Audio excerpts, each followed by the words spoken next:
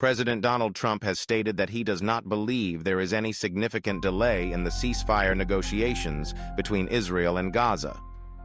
Despite the most recent round of indirect talks in Qatar failing to reach a breakthrough, President Trump emphasized that Hamas seems ready to agree to a ceasefire, calling the situation going very well. He made these remarks at a dinner in Washington, attended by Israeli Prime Minister Benjamin Netanyahu. During the event, Prime Minister Netanyahu lavished praise on President Trump for his significant contributions to peace efforts in the Middle East.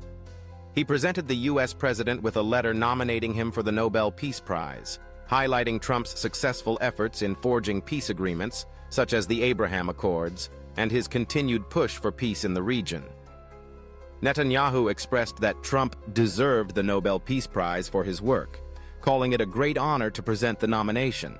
Meanwhile, back in Israel, there have been early signs of what the Israeli government plans to do following the end of the conflict. Israel's defense minister, Israel Katz, has proposed a plan to move all Palestinians in Gaza into a designated camp located on the ruins of Rafah in the south. This proposal has been met with widespread condemnation from international legal experts who argue that it represents a potential crime against humanity. At the White House, both Prime Minister Netanyahu and President Trump discussed their ongoing work on post-war strategies. They are exploring potential options for resettling Palestinians by coordinating with other countries that could potentially offer asylum to the displaced population. However, critics point out that such actions may amount to expulsion under international law. Prime Minister Netanyahu elaborated on the plan, referring to it as a free choice for Palestinians. He stated that if Palestinians want to stay in Gaza, they could, but if they wished to leave, they should have the freedom to do so. This, he argued, would not constitute imprisonment, but instead offer Palestinians an opportunity to choose a better future, possibly in neighboring countries. Netanyahu claimed that Israel had received great cooperation from surrounding nations in this regard. Netanyahu went on to say that they were close to reaching agreements with several countries to provide Palestinians with the freedom to leave Gaza if they choose. He painted this as a step toward offering Palestinians a better future.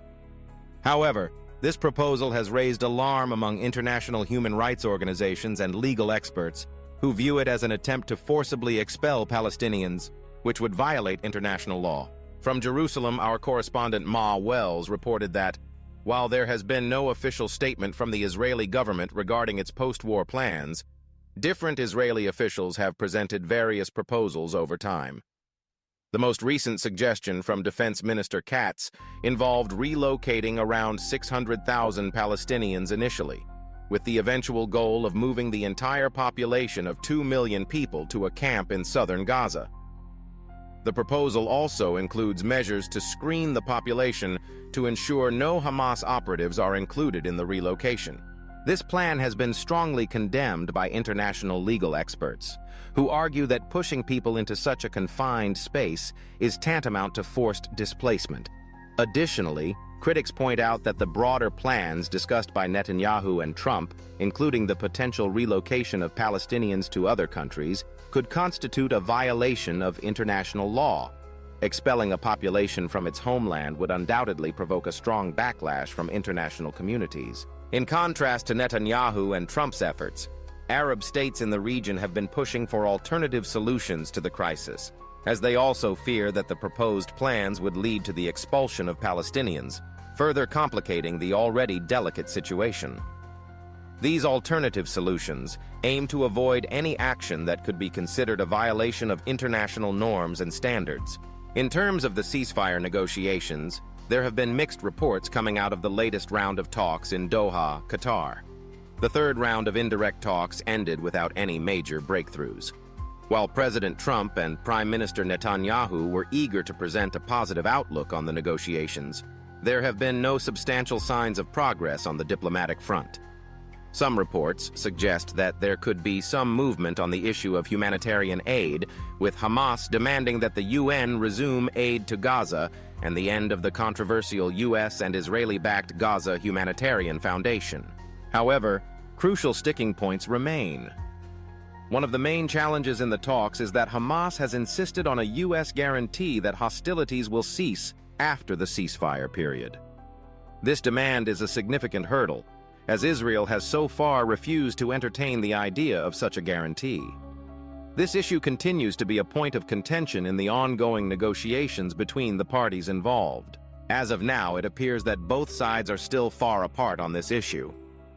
While President Trump and Netanyahu have expressed confidence in the process, it remains unclear whether they will be able to make any significant compromises. The idea of a ceasefire is still very much on the table, but there are several critical challenges to overcome before any lasting peace agreement can be reached. Despite these challenges, President Trump and Netanyahu remain optimistic that an agreement can be reached.